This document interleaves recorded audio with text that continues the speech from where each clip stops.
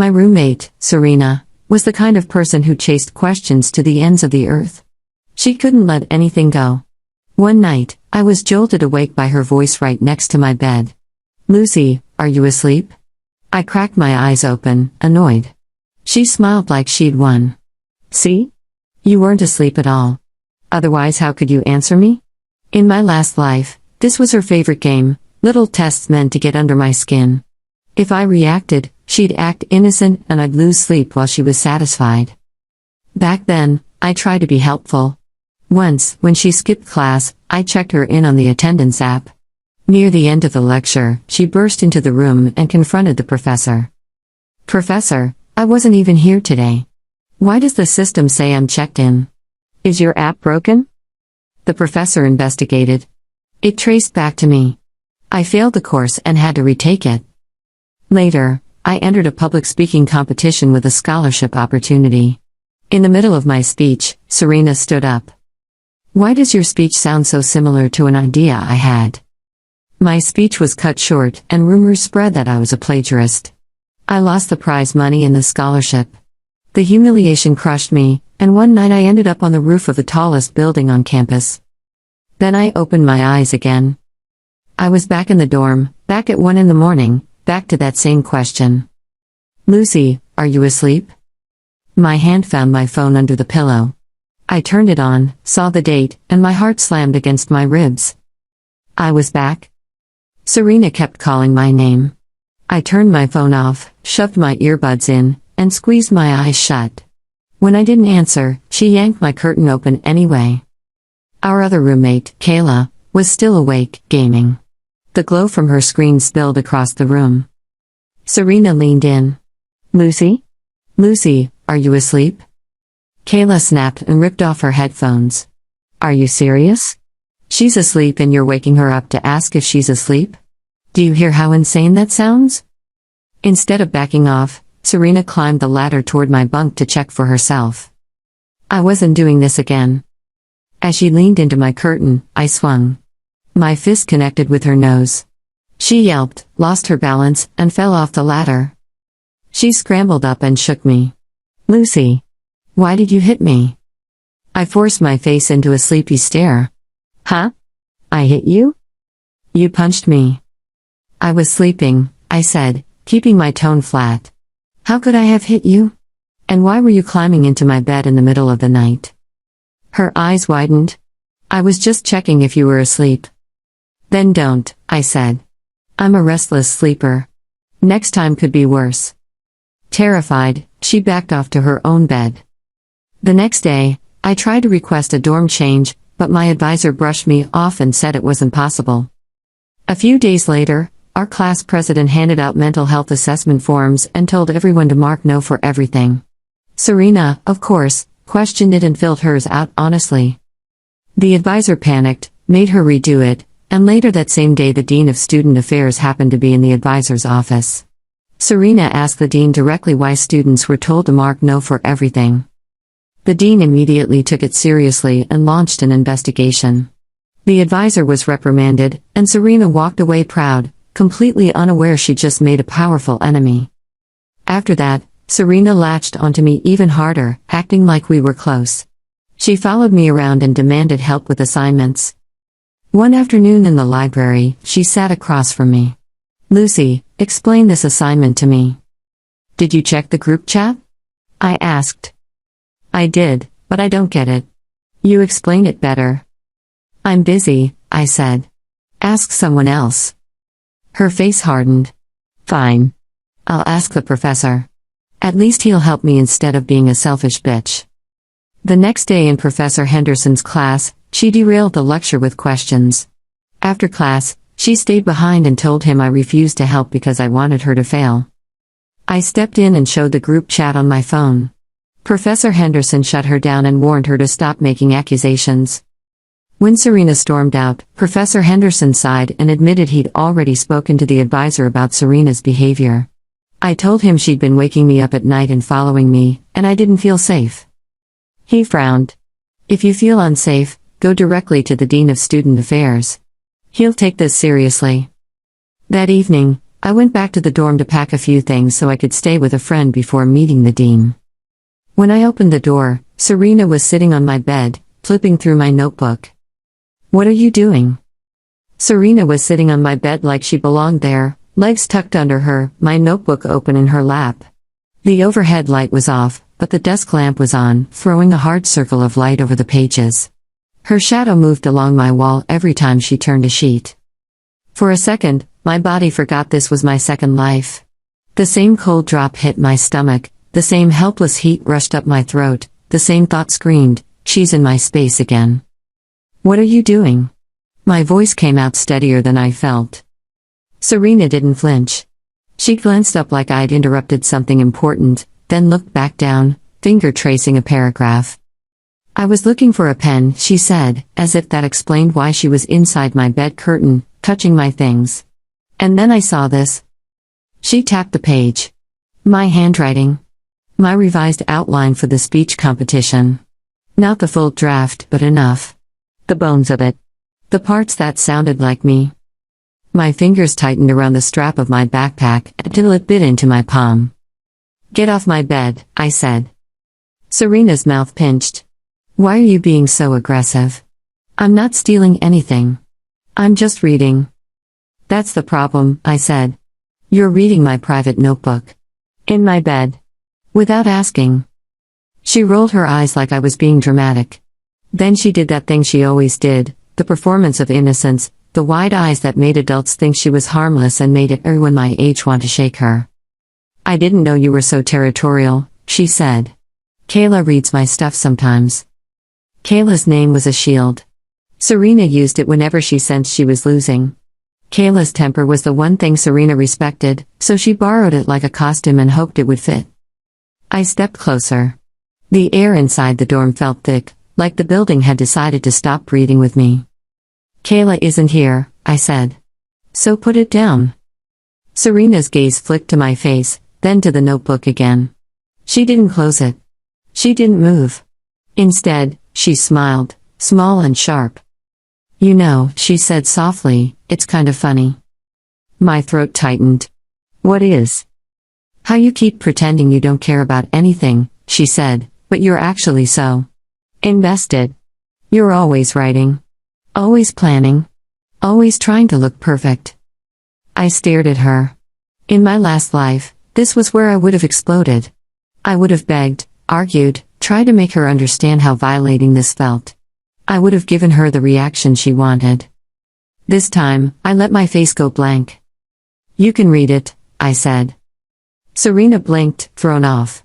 "What?" "You can read it," I repeated, calm enough that it almost scared me. "Because this one isn't the real one." Her expression froze in a half-smile. I reached under my pillow and pulled out my actual notebook, the one I'd moved through the moment Professor Henderson told me to go to the dean. The one Serena didn't know existed. The decoy had been sitting in plain sight on my bed on purpose. It felt disgusting, setting bait in my own space, but something in me had hardened after dying once. Serena's eyes snapped between the two notebooks, and for the first time since I walked in, she looked uncertain. "That's stupid," she said quickly. "Why would you have to?" "Because you can't stop yourself," I said. I held her gaze. "You have to know. You have to touch. You have to ask. You have to insert yourself into everything like the world is a puzzle you're entitled to solve." Her cheeks flashed. Anger, embarrassment, something hot and ugly. "Don't psychoanalyze me," she snapped. "You're not a therapist." I almost laughed. The mental health assessment form flashed through my mind like a bitter joke. I stepped back and opened my phone with hands that didn't shake anymore. That was the strangest part of this second life. My emotions still came, but they didn't own my body the same way. It was like the first death had burned off the part of me that believed suffering meant surrender. "I'm going to say this once," I said. "If you touch my stuff again, I'm filing a formal complaint. Not with the advisor. With the Dean of Student Affairs." Serena's face tightened at the word dean. The pride she'd worn like a crown after the assessment incident wobbled a little. "You wouldn't," she said, but her voice didn't sound sure. I looked at her and thought about the rooftop. About how quiet the city had looked, like it didn't care whether I existed. About how I'd been ready to disappear because one girl with a sweet voice and sharp instincts had learned how to turn my kindness into a weapon. I already am, I said. Serena's eyes widened. About what? About you, I said. About the advisor. About the dorm. About everything. For a second, she stared at me like she was seeing me for the first time. Then her face shifted, fast. The innocence dropped. The anger came up. You're doing this because I told the dean the truth, she hissed. You're punishing me. No, I said. I'm protecting myself. Serena stood so abruptly her knee hit my bed frame. She slammed the decoy notebook shut and shoved it at me like it burned her. Fine, she said. Go cry to the dean. See if I care. She climbed down and stormed toward her bed, yanking her blanket up like a wall. I stood there, heart still pounding, and forced myself to breathe through the part of me that wanted to collapse. Then I did something I'd never done in my last life. I went to Kayla's desk, grabbed a sticky note, and wrote in thick black ink, "Do not touch my things." I stuck it right on the edge of my bed curtain where Serena would see it every time she looked over. It wasn't about the note. It was about making my boundaries visible. Loud. Unignorable. That night, I didn't sleep much. Not because Serena woke me, but because my brain kept running through possibilities like a paranoid algorithm. She would retaliate. She always did. In my last life, retaliation came as a humiliation in public, a rumor, a planted accusation that made everyone step back from me like I was contagious. This time, I needed proof before the hit landed. The next morning, I went to the Dean of Student Affairs with my backpack heavy with evidence, screenshots of the class group chat where Serena's questions were answered over and over, messages where she demanded help and insulted me when I refused, a photo I'd taken of my bed ladder after the night she climbed up and fell, and a written account of the attendance incident and the speech competition from the timeline I remembered. I didn't tell him I'd died. I didn't tell him I'd come back. I didn't need to. The truth I did have was already enough. The dean's office smelled like coffee and old paper. His walls were covered in framed photos of campus events, smiling students, bright banners that promised support and community. The kind of images that made you feel safe until you needed the safety and couldn't find it. He listened without interrupting. When I described Serena waking me up just to ask if I was asleep, his eyebrows pulled together like he couldn't believe anyone would waste their energy on cruelty that small. When I described the advisor refusing a dorm change and telling me to be mature, his mouth flattened. I'm not asking for special treatment, I said, voice quiet. I'm asking to feel safe where I sleep. He nodded once. You're not wrong to ask. Relief hit so hard my eyes stung. I blinked fast and kept going. I told him about the mental health assessment scandal, and how the advisor had reacted when Serena answered honestly. I didn't paint Serena as a hero. I didn't need to. The dean already knew she'd stirred something ugly. What I'm concerned about, I said carefully, is retaliation. Not just from Serena. From staff who feel threatened. The dean leaned back, fingers steepled. Retaliation is a serious allegation. I know, I said. That's why I came to you. He was quiet for a moment, looking at my screenshots, my notes, my shaking but still trying to be clear handwriting. Then he stood. I'm going to involve housing and student conduct, he said. And I'm going to speak directly to your advisor. Today. Something inside me unclenched so suddenly I almost swayed. Thank you, I whispered.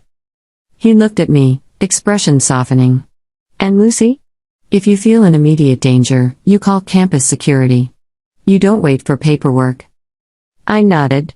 I walked out of his office into the bright hallway, sunlight pouring in from tall windows, and for the first time since waking up reborn, I felt like the world might actually have corners I could rest in. That feeling lasted exactly 12 hours. Kayla was in the dorm that evening, gaming again, headset on, fingers flying. Serena sat at her desk with her phone angled toward her face, thumbs moving fast. She didn't look up when I came in. I set my bag down slowly, scanning the room. My curtains were closed. My bed looked untouched. The sticky note was still there. I exhaled, almost laughing at my own paranoia. Then my phone buzzed. A notification from the university portal. Academic integrity report filed, English department. My stomach dropped so fast it felt like falling. I opened the email with numb fingers. A complaint had been submitted alleging I had inappropriately accessed and altered attendance records and retaliated against a student by threatening physical harm, alongside a separate note claiming my public speaking draft contained stolen material. My ears started ringing. The room tilted. In my last life, this was where I would have spiraled. Where shame would have washed over me and convinced me I deserved it. This time, rage came first. Cold, clean, focused. I turned toward Serena's desk. Her phone was face down now. Her shoulders were too still, like she was waiting for me to react. I walked over and stopped beside her chair. "Did you file this?" I asked quietly. Serena looked up slowly, eyes wide, lips parted. The innocence mask slid into place like it had been waiting backstage. "What are you talking about?" she said. I held my phone out so she could see the subject line. She leaned forward, exaggerated surprise on her face. "Oh my God," she breathed. "Lucy, no. Why would I do that?" Kayla paused her game and lifted one earphone off. "What's happening?" Serena's gaze flicked to Kayla like a lifeline. "Someone filed a report on Lucy," she said, voice trembling. "This is horrible." Kayla looked at me. "Did you do something?" "No," I said. My voice didn't shake. I hated how proud I felt at that. "But I know who did." Serena's mouth dropped open. "Excuse me?" I stared at her. In my last life, I never had receipts. I always had the feeling of being cornered, but not the proof. That was what made me break, the helplessness of being right with nothing to hold up. This time, I'd planned for the hit.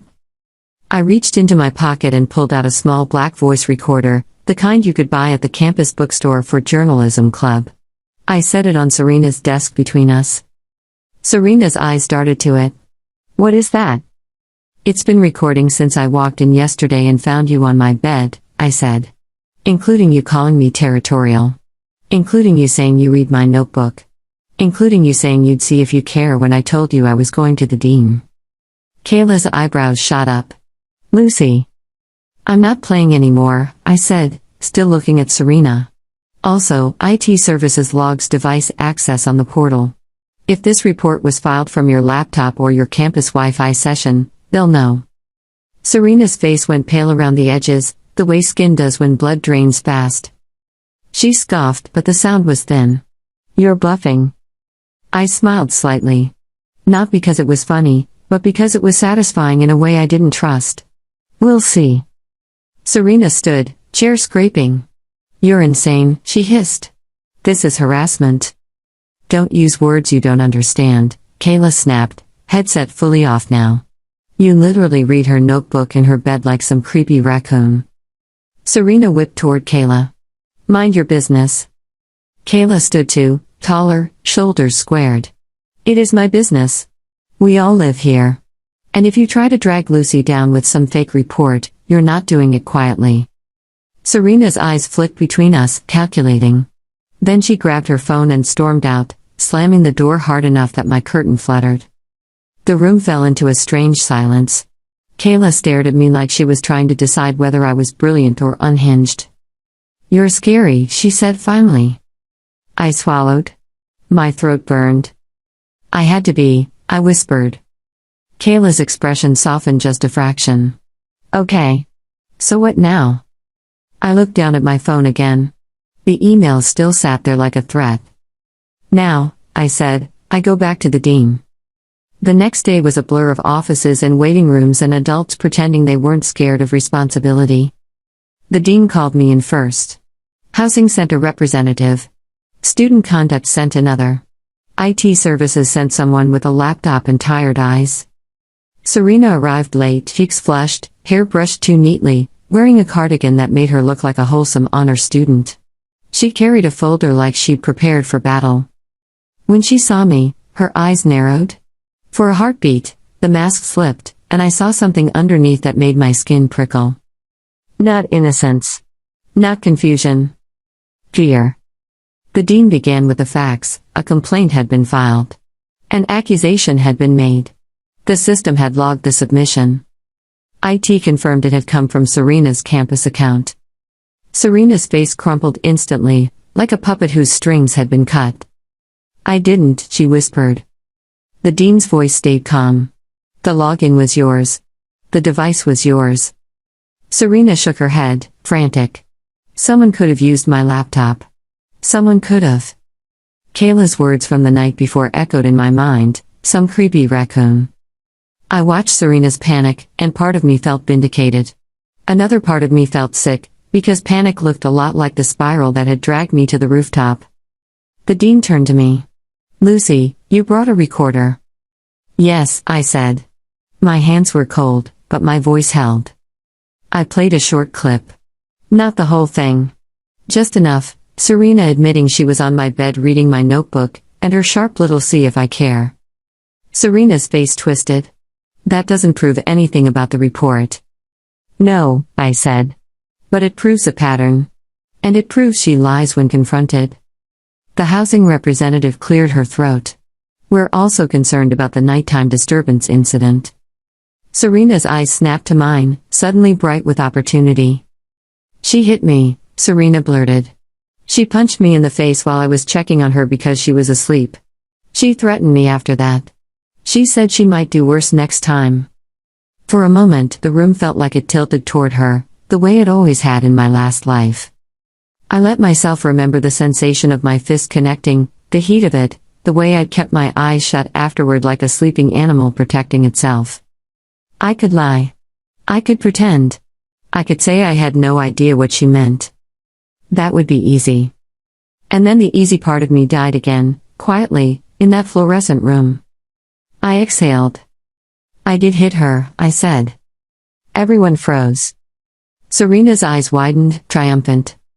Kayla, who had been brought in as a witness, stared at me like I'd lost my mind. The dean's gaze sharpened. "Explain." I kept my hands flat on my thighs so no one could see them tremble.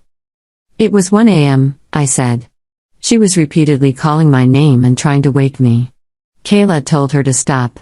Serena climbed up the ladder into my bed curtain without permission. I was half asleep and panicked. I swung.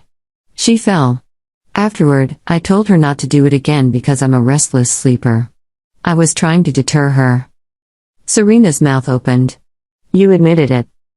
"I admitted the truth," I said, turning to her. "Because the truth matters. You weren't checking on me. You were invading my space." The dean looked at Kayla. "Is that consistent with what you saw?" Kayla leaned forward, elbows on her knees. "Yeah," she said. Serena was being weird. She kept yelling Lucy like she was summoning a demon. Lucy didn't respond. Serena climbed up into her bunk like she owned it. Lucy swung. I thought Serena was going to start crying, but then she tried to shake Lucy and demand an apology.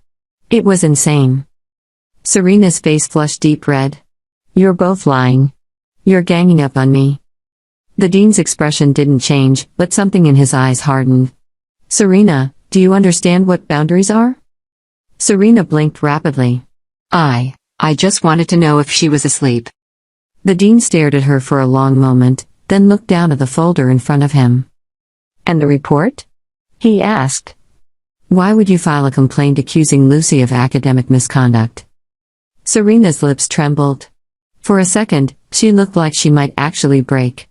Then she squeezed her eyes shut like a child refusing to see something.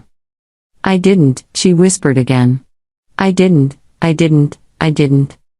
The IT representative spoke gently. "It's possible your account was used by someone else if your credentials were compromised, but the submission came from your laptop in your dorm." Serena's breathing sped up. She looked around the room like a trapped animal. And then, suddenly, her eyes landed on the advisor. He was sitting near the back, invited by the dean because his name had come up in my complaint. He hadn't said much yet. He just watched, hands folded, face arranged into professional concern. When Serena saw him, her expression changed. It wasn't triumph or anger. It was relief. Like she'd found the real adult in the room. "He told me to," Serena said, voice small. Silence snapped into place. The advisor's head lifted sharply. "Excuse me?" Serena looked at him, eyes shining. "You said if I wanted to protect myself, I should document everything. You said Lucy was unstable. You said she was the kind of student who would sabotage other people and then pretend she was the victim." My heart thudded so hard it hurt. Unstable. The word hit like a slap, because it was the word people used when they wanted to erase you. The advisor's face tightened into a careful smile. "Serena, you're confused. We had a conversation about academic integrity in general." "No," Serena insisted, voice rising. "You said the dean liked me because I accidentally exposed you, and that you needed to show him I wasn't a problem. You told me to file the report so it would look like I was being responsible. You said you'd help me word it." The room felt like it had lost oxygen. The dean's gaze shifted slowly to the advisor. "Is that true?" The advisor's smile didn't reach his eyes. "Dean, this is ridiculous. Serena has been emotionally volatile since the assessment incident. She's interpreting things." Serena flinched. "I'm not volatile." The dean held up a hand. "Stop." His voice was quiet, but it cut through everything. He turned to Serena. "Do you have any proof of this conversation?" Serena's lips parted. She looked suddenly lost, like someone had pulled the script out of her hands. Then she whispered, "He texted me." The advisor's face went still. Serena fumbled for her phone with shaking hands. She scrolled, panic making her clumsy. Then she held it out. The IT representative took it, glanced, and his eyes widened slightly. He turned the screen toward the dean. I couldn't see every word, but I saw enough. The advisor's name at the top. Messages about documenting Lucy's behavior. A drafted paragraph that looked eerily like the wording in the report email. Serena started crying, sudden and messy. "I didn't want to," she sobbed. "He said if I didn't cooperate, housing would make me move because I'm a disturbance. He said I'd lose my scholarship. He said I'd be flagged. I don't know what flagged means, but it sounded bad." The dean's face turned cold in a way I'd never seen before. The advisor's voice went sharp. "This is inappropriate. Those messages are being taken out of context." "Context," the dean repeated, like the word tasted bitter. "You were already reprimanded for pressuring students to falsify mental health assessments. And now we have evidence you encouraged a student to file a false report against another student." The advisor's mouth opened, closed. His eyes flicked to me, and something dark flashed there, like a promise. In my last life, I would have enjoyed his fear. I would have savored the downfall. But I watched Serena crying, shoulders shaking, and something in me shifted. Because suddenly, a piece of the past clicked into place with a sickening clarity. The attendance incident. Serena bursting into the lecture hall, insisting the app was broken, making the professor investigate until it traced back to me. Back then, I thought she did it to punish me for helping her. But Serena didn't punish people with strategy. Serena punished people by being loud. By being relentlessly, obliviously disruptive until someone else took the hit. And now, seeing her cling to the advisor like a lifeline, I understood. She hadn't been the mastermind in my first life. She'd been the tool. The advisor had known I checked people in. He'd found out. Maybe from the app logs. Maybe from a professor. And instead of addressing it quietly, he'd used Serena's I don't understand act to drag it into public view and make an example out of me. The speech competition, too. Serena hadn't entered, but she'd still stood up and planted the seed that my work wasn't mine. A seed that spread into rumors that ate me alive. Who would benefit from that? Not Serena. The advisor would? If I looked unstable. If I looked dishonest. If I looked like a problem student who made trouble and couldn't be trusted. Then when I asked for help, when I complained, when I begged to be moved, he could shrug and say, "See? Personality conflict. Immaturity. Drama." I felt nauseous. And then I realized the twist wasn't just about Serena. It was about me.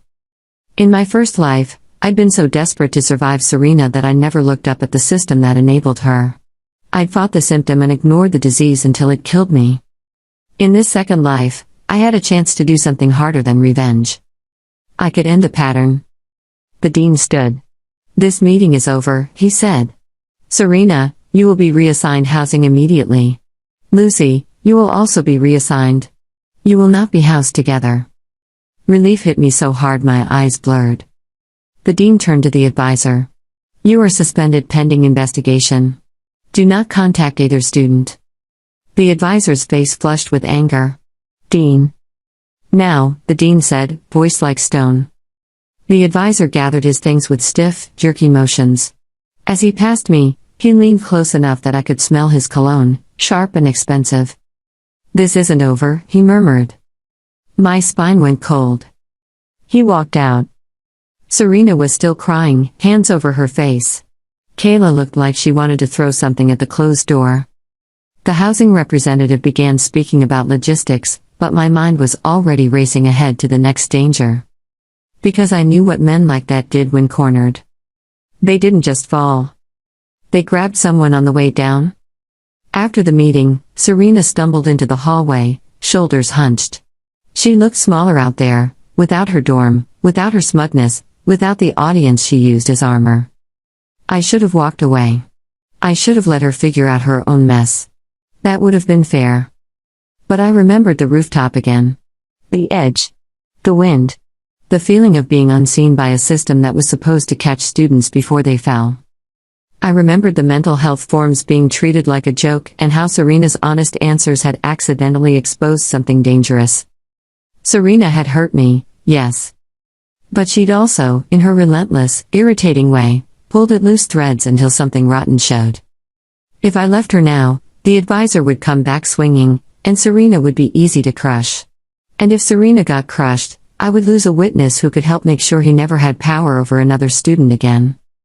My growth wasn't in winning.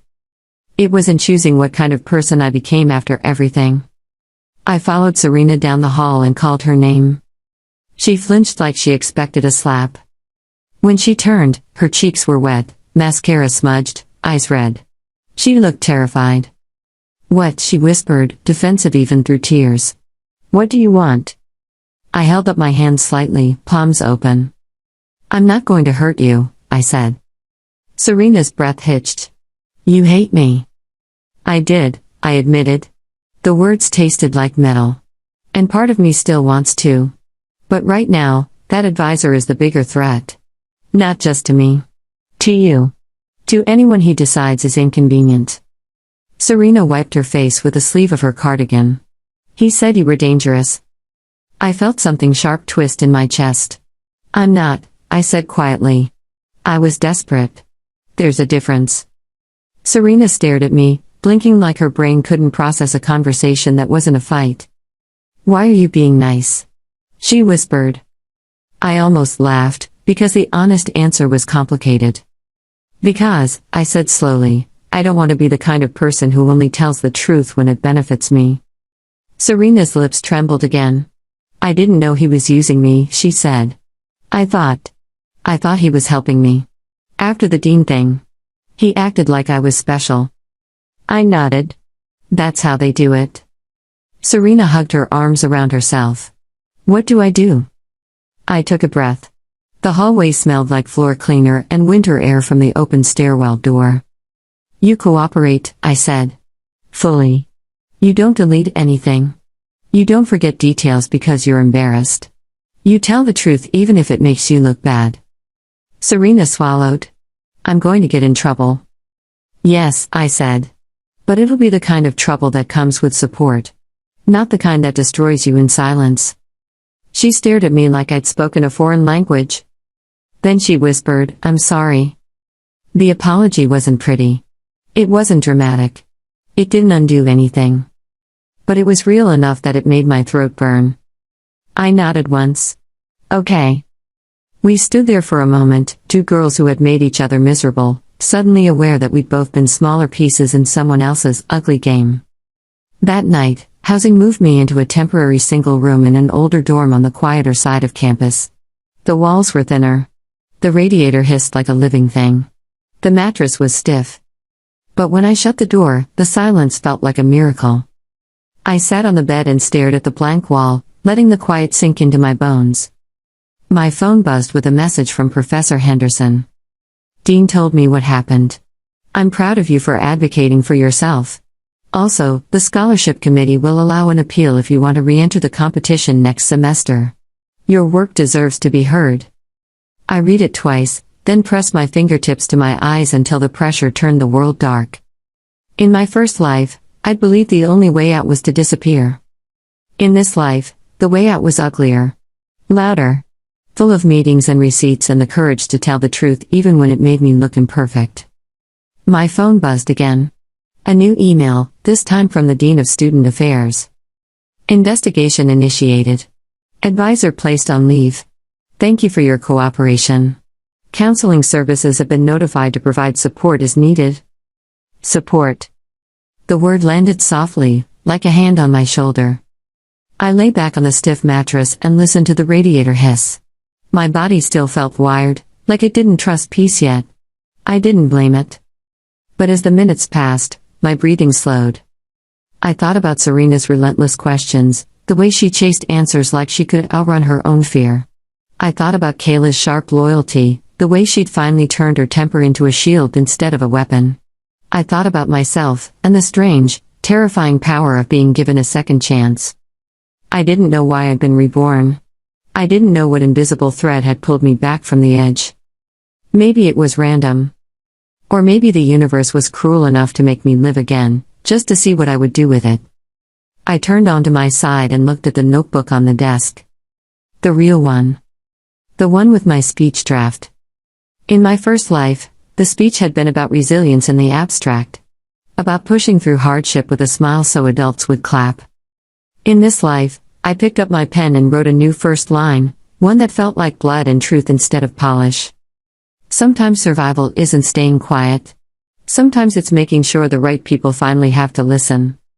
Outside my window, the campus lights glowed against the winter dark sky, and for the first time in a long time, I let myself believe there might be a future waiting beyond this semester. Just one thin line of horizon, but it was enough.